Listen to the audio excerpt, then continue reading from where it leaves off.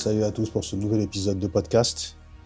On a fait déjà la première partie. Ton toit riche existe déjà. Et on est dans la seconde partie. Ton toit riche, il existe déjà, mon gars. Ton toit riche, il existe déjà. Et dans cette deuxième partie, on va rentrer en profondeur sur pourquoi il existe déjà et comment arriver à être ce personnage-là, cette personne-là. Alors on y va.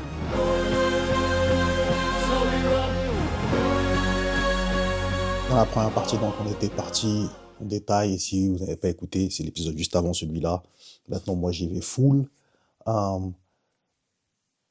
Ton toit riche, il existe déjà, comme je disais dans la première partie, parce que toutes les versions de toit existent déjà. Comme je disais, en mathématiques, toutes les hypothèses existent déjà parce que tout ce qui est possible existe déjà, a déjà été écrit dans le code de cet univers, de la même façon que comment l'arbre grandit, comment le soleil se comporte. On peut prédire telle ou telle chose, telle ou telle euh, plante qui va être utilisée pour te faire du tissu, te faire un pantalon, te faire un toit. En fait, on n'a pas inventé la propriété mathématique des choses. La propriété mathématique des choses existe déjà dès lors que l'univers s'est formé. On prend ce qui existe et on le transforme. Et en fait, c'est juste une transformation parce que de base, ça existe déjà. Donc, le premier aspect fondamental dans tout ça, c'est de visualiser cette personne. Ton futur riche, ton futur toi, est basé sur tes éléments que tu as à l'heure actuelle. Et les éléments que tu as à l'heure actuelle, ils définissent ta personnalité actuelle. Pourquoi tu dois utiliser ce qui existe là pour l'instant? Parce que ce que tu as là pour l'instant, ton esprit peut le concevoir, peut le comprendre. Il peut comprendre à quoi tu ressembles, il peut comprendre qui tu es. Ensuite, il faut utiliser des outils. Moi, je vais te donner des outils assez particuliers que j'utilise pour aider ma personne, aider ma conscience à me visualiser à un level bien supérieur. Un des outils est que j'aime beaucoup me recréer un univers. Ok? J'aime créer un univers. J'aime créer un univers que je sens palpable. Et je prends des éléments qui sont liés à des émotions que j'ai déjà vécues. Ça peut être quand je suis parti à l'hôtel Meurice, quand je suis parti au Ritz, ça peut être quand je suis déjà parti dans un château, ça peut être quand j'ai déjà visité un ami avec une maison incroyable. J'ai gardé toutes ces images-là en tête et les émotions qui sont liées à ces images-là. Parce que ce qui est important, c'est pas tant ce que tu dis, c'est l'émotion que ça te procure, l'émotion que tu ressens quand tu visualises les choses. Et quand tu visualises certaines choses, l'émotion que tu ressens est la fréquence que tu envoies. L'émotion que tu ressens est la fréquence que tu envoies. Donc, si tu ressens une joie immense par rapport à quelque chose que tu as vu, quand tu le visualises, cette fréquence repart. Vous savez, nous sommes comme des antennes. Nous sommes comme des antennes radio. Tu as ton antenne radio, quand elle envoie un son, ce qu'il faut savoir, c'est que ce son ne s'arrête pas au moment où toi tu l'entends dans ta radio, ne s'arrête pas au moment où tu l'entends dans ta voiture, chez toi, non. L'onde, elle traverse. Et l'onde, elle traverse et elle voyage dans l'univers. Et elle peut voyager comme ça pendant de très, très, très longues années. Et c'est pareil pour ton énergie. C'est pour ça que je parle d'égrégore commun. Voilà, je vais faire une digression. Euh, Techniquement, le cycle de la vie, le cycle de l'univers, il est vrai. Par exemple, le cycle de la nature, le cycle des animaux commence au printemps. C'est vrai. Donc techniquement, on pourrait dire que ton année 2026, elle commence pas vraiment en janvier, elle commence en mars. Ok. Cependant, les animaux, là où leur émotion, elle suit la temporalité du monde, les humains, cette temporalité n'existe plus chez les humains. Les humains ne suivent plus la temporalité du monde pour leurs émotions. Les humains ont cassé cette barrière très très souvent de la temporalité. Et les humains se déplacent énormément sur Terre. Ça veut dire que à la base des bases, tu peux être à un endroit et ton corps subit les 4 saisons, mais il s'avère que tu voyages énormément et que tu ne subis par exemple que 2 saisons au lieu de 4. Tu n'es pas le même humain. Donc, comme tu n'es pas le même humain et que les humains ont tendance maintenant à changer et à se transformer, l'humain, pour moi, même pas pour moi, pour la science, est un mutant. l'humain, comme c'est un mutant, ce qui se passe, c'est que ce que toi, tu vas ressentir là, va être transmis à comme un serveur central. Ce que toi, tu ressens va être transmis à un serveur central. Et si tu remarques bien et que tu écoutes bien, la majorité des gens sont dans la même émotion au même moment. Si tu ne t'en estrais pas, si tu n'as pas le recul nécessaire pour comprendre ça, tu vas être dans la même émotion que la majorité d'humains qui sont dans la même région que toi, sans que vous vous parliez. C'est-à-dire que si tu regardes bien, tu vas te connecter sur Internet, tu vas voir que on a à peu près le même avis, on discute à peu près des mêmes choses, on s'énerve des mêmes choses. Donc la temporalité, elle a été cassée. Et comme elle a été cassée, c'est encore pire qu'avant. Déjà que le temps n'existait pas. Déjà que le temps n'existait pas. Parce que je vous rappelle que les textes anciens comme religieux ont été écrits hors du temps. Ils disent tous que nous avons été écrits hors du temps.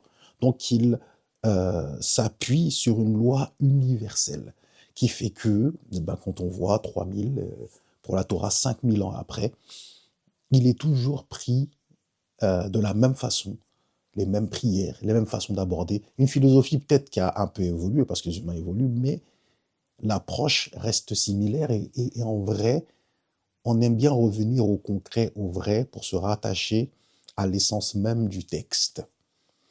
Et c'est ça qui est intéressant. C'est que il y a de l'intemporel qui a été fait, donc hors du temps, hors des saisons, qui ne respecte ni les saisons, ni les temporalités, ni rien. Ce sont les textes fondateurs. C'est comme quand on dit Dieu a fait la terre en 6 jours, mais de quels 6 jours on parle? Et le 7e jour était le repos. De quels 6 jours on parle? Parce que rien que scientifiquement, 6 jours sur Pluton ne sont pas pareils que 6 jours sur Terre. 6 jours sur Saturne ne sont pas pareils que 6 jours sur Terre. Donc ça veut dire que les 6 jours du Créateur ne sont pas pareils que 6 jours humains. Vous voyez le truc? Donc c'est où vous vous placez. Êtes-vous un être juste humain normal ou êtes-vous un être humain divin? Et là, on n'est plus du tout dans la même compétition. Et c'est là qu'on ne peut pas parler des mêmes choses et c'est là qu'on ne peut pas se visualiser de la même façon. Parce que si vous êtes un humain d'une temporalité normale, il est normal que vous vous sentiez comme une pomme. Une pomme, elle a besoin que la graine soit sous terre, qu'elle fleurisse, qu'elle grandisse, qu'elle fasse le chemin jusqu'à arriver à la pomme et qu'elle soit une pomme. Prévision facile. J'avais parlé de ça dans un podcast il y a très longtemps, dans Westworld, une série que je vous invite à regarder, Westworld, qui date quand même d'il y a 10 ans au moins. Cette série, dans la dernière saison, vous avez quelqu'un qui a... En fait, ce qu'il faut comprendre, c'est que, de base, ils ont créé des robots, mais des robots qui ne savent pas qu'ils sont robots. Ils pensent qu'ils sont humains. Ces robots qui pensent qu'ils sont humains, en fait, ils ont comme une destinée. C'est-à-dire que par rapport au caractère, par rapport à la façon de faire, on leur a écrit Franck, noir, 1m75, aime bien parler sur Internet, est quelqu'un qui envoie des bonnes ondes, voici ses défauts, voici ses qualités, et en fait, généralement, s'il est titillé d'une certaine façon, il va réagir d'une certaine façon, et puis comment tu es Franck, etc., etc., etc. C'est Westworld. C'est comme ça que c'est fait. OK. Ceux qui ne suivent pas le schéma, ce sont les humains qui viennent à l'intérieur de Westworld, donc dans ce parc d'attractions. Dans ce parc d'attractions, les humains font ce qu'ils veulent. Ils viennent, ils tuent, ils violent, etc. OK. Maintenant, ce qui se passe, c'est que les humains ne peuvent pas être touchés par les robots. Parce qu'ils ne correspondent pas au script. Parce qu'on a mis des choses pour que tu ne sois jamais en danger. Que tu sois excité, que tu sois dans l'excitation, mais que tu ne sois jamais en danger. OK. Donc, le truc qui se passe, c'est que comme tu es hors du temps, toi, tu navigues comme ton temps. Tu navigues comme un dieu. Tu navigues comme un dieu, puisque tu navigues hors du temps. Tu navigues hors du temps, tu navigues comme un dieu. Vous comprenez bien là? On continue à pousser le curseur un peu plus loin maintenant. Comme tu navigues comme un dieu, maintenant voilà ce qui se passe. C'est que, en étant hors du temps, toi, tu n'es pas soumis à la notion du destin. Comme tu n'es pas soumis à la notion du destin, tu n'es pas soumis à la notion de la temporalité. Toi, en fait, ce qui te sépare de toi maintenant au toi que tu veux devenir, c'est ta volonté. C'est pas le temps, c'est pas la distance. Tu n'as pas besoin de courir 100 km pour trouver ton autre toi. Non. Tu n'as pas besoin d'être dans 5 heures pour avoir appris plus de choses dans 5 heures. Non. Et c'est vraiment ça, en fait, que je veux faire comprendre aux humains et que généralement, ils n'arrivent pas à comprendre. Si tu décides de dormir pendant 5 heures, que tu voulais apprendre de la physique quantique, on est bien d'accord que peut-être que tu auras meilleure mine, mais que tu n'auras pas appris de physique quantique. Nous sommes d'accord. Pour apprendre la physique quantique, il faut avoir la volonté d'apprendre la physique quantique. Nous sommes bien d'accord. Donc, c'est par ta volonté que tu vas apprendre et que tu vas lire. Alors, certes, que selon la taille des livres que tu as à lire, ça va prendre un temps. Mais le temps pour que tu l'ingurgites, il dépend de ta volonté et de ta technique pour apprendre. Parce que ça se trouve, tu auras besoin de 3 ans pour apprendre ce livre. Comme ça se trouve, tu auras besoin de 2 semaines pour comprendre ce livre. Tu vois? C'est une histoire de volonté et de ce que tu as fait comme travail intérieur pour pouvoir recevoir certaines informations. Alors on va me dire, oui, mais un enfant de 6 ans ne peut pas ingurgiter de la même façon un livre de 600 pages qu'un homme de 20 ans. Ça, c'est la matière, le monde matériel. C'est ce qu'on t'a appris dans le monde matériel, qu'il te faut un temps pour ingurgiter certaines informations, pour passer à un autre temps. C'est ce qu'on t'a appris. Eh bien, j'ai envie de te dire que ton corps et ton esprit ne sont pas les mêmes choses. Ton corps est inscrit dans une temporalité, puisqu'il navigue dans la matière, il est lui-même matière. Si tu es une matière, vivant dans la matière, c'est normal que tes cheveux deviennent blancs. C'est normal que tu commences à avoir des rides. C'est normal que tu commences à avoir un corps qui est de plus en plus défaillant. C'est normal. Et en plus, il y a des choses à faire pour améliorer, etc. C'est dans le monde de la matérialité. Maintenant, dans le monde immatériel, c'est-à-dire là où se trouve ton intelligence, là où se trouve ta volonté, là où se trouve ton esprit, il n'y a pas de temps. Il n'y a seulement que des décisions. Tu vois la différence? Donc, si un enfant de 6 ans à 4 ans, tu lui as appris la physique quantique de la bonne manière, à 6 ans, il maîtrise la physique quantique. Il n'a pas besoin de passer 15 ans de sa vie pour être prêt à apprendre. Puisque toi, en tant que parent, tu lui as mis la volonté et qu'il s'avère que la volonté que tu as mis a fait qu'il avait l'énergie nécessaire, la lumière nécessaire pour recevoir ça comme une bonne chose et l'apprendre. C'est comme les enfants qui, à 6 ans, je suis au Danemark par exemple, ici, il y a des enfants à 8 ans, ils sont fluents en anglais. Tu es en France, il y a des enfants à 8 ans, ils ne sont même pas fluents en français. On est bien d'accord que c'est une histoire de volonté. Le Danemark étant un petit pays avec une langue que quasi personne parle dans le monde, pour arriver à s'en sortir, il vaut mieux que ton gosse sache parler anglais, et très rapidement, pas à 18 ans, non, qu'il maîtrise l'anglais depuis qu'il est petit. Comme ça, il peut naviguer dans le monde dans lequel il se trouve. Et surtout, la plupart des films que tu reçois, guess what, ils sont en anglais. Donc, si ton enfant veut commencer à voir les films dont on parle partout dans le monde, il va falloir peut-être commencer par ne pas les traduire dans la langue locale, les mettre en anglais et juste les sous-titrer pour que tu aies une oreille qui soit habituée. C'est une volonté d'un espace où tu te trouves. Ça rend des gens qui sont trilingues à 18 ans, pendant qu'il y a d'autres endroits qui n'ont pas eu la même volonté et qui vont avoir des gens qui ne parlent que le français à 18 ans. Tu vois, c'est une histoire de volonté. Ce n'est ni un timing, ni quoi que ce soit. Quelque part dans le monde, il y a des gens qui ont la volonté de hacker le futur de leur population et qui amènent des gens qui ont des capacités supérieures, et tu as d'autres endroits où on n'a pas voulu hacker le futur de ces personnes-là et qui se retrouvent à un niveau bien inférieur dans une matière spécifique. C'est une rencontre des volontés. Tu vas pas expliquer ça à un lion. C'est pas un lion que tu vas expliquer que c'est par sa volonté que non. C'est son instinct qui fait qu'il va chasser telle proie, qu'il va la prendre, qu'il va la manger. Il n'a pas besoin de l'apprendre.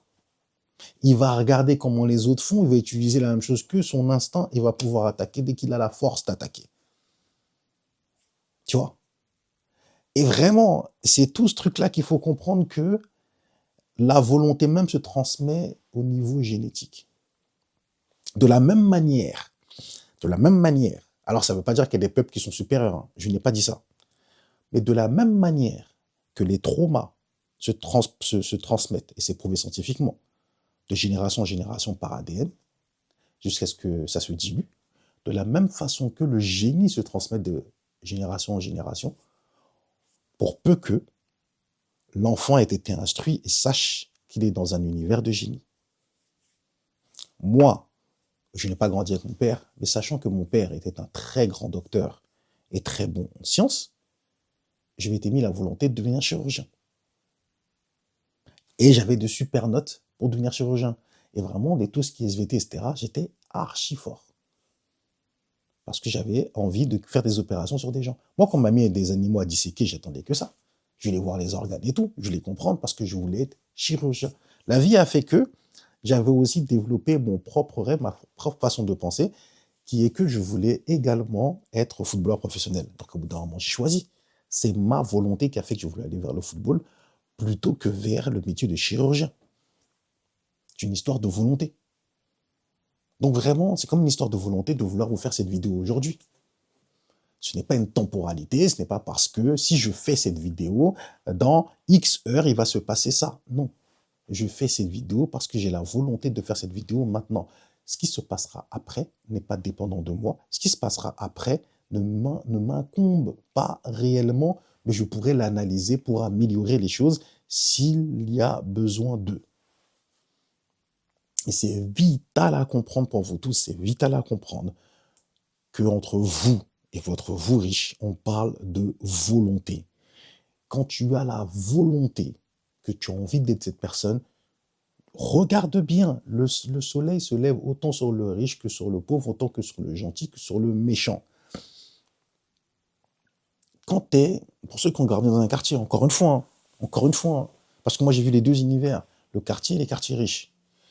Tu es dans le quartier, et plutôt on te dit, si tu vas à l'école, tu vas t'en sortir, tu vas avoir une grosse baraque et tout ça. Et puis, vous savez qu'il y a un gars en bas de chez toi, il fouille jamais rien. Toi, tu ne le vois pas bosser en tout cas. Et il traîne en lambeau et en féfé. Comme toutes tes stars. Et quand tu vas regarder, tu vois qu'ils vendent quoi? Ils vendent des substances illégales.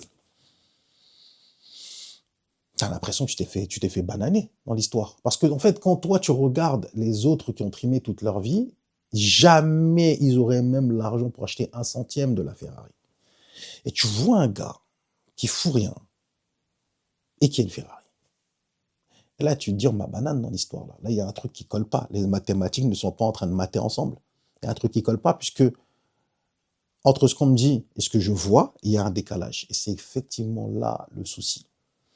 C'est là le souci. C'est qu'on t'a appris toute ta vie qu'il existe un timing pour arriver d'un point A à un point B parce que tout le monde est matérialiste, tout le monde est dans la matière. Et il s'avère que le gars du quartier, en l'occurrence, là, Ken Ferrari, lui, il est dans l'antimatière. Il est dans un autre monde. Je sais, ça peut te paraître très bizarre ce que je suis en train de te dire, mais le braqueur comme le dealer sont dans un autre monde. Le braqueur, il a fixé un objectif précis. Je dois faire 1 million d'euros, par exemple, avec ce braquage. Il va donc étudier ou trouver un endroit où il y a 1 million d'euros à voler. Quand il aura trouvé l'idée, il a une solution. Soit il le fait tout seul, et ça se trouve, il peut le faire tout seul. S'il ne peut pas le faire tout seul, il va avoir d'autres personnes pour qu'ils le fassent ensemble. Ils vont braquer, ils vont récupérer l'argent, et ils vont faire ce qu'ils ont à faire avec. Et puis s'ils font faire un deuxième, ils en feront un deuxième. Ils prennent l'initiative, ils s'entraînent, ils regardent comment ça se passe, ils mettent un plan d'action, ils arrivent, ils délivrent, ils repartent. Leur timing, il est basé que sur leur volonté. C'est pas parce qu'ils ont envie de faire quelque chose, le braquage là en l'occurrence, qu'il fallait attendre 6 mois exactement pile pour que ça se passe, non. Ce sont des gens qui préparent et ils vont regarder quand frapper et ils vont y aller.